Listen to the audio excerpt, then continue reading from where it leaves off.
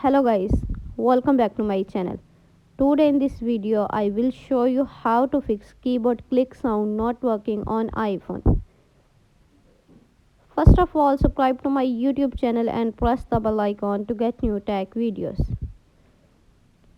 Now let's start the video. Open the setting app on your iPhone.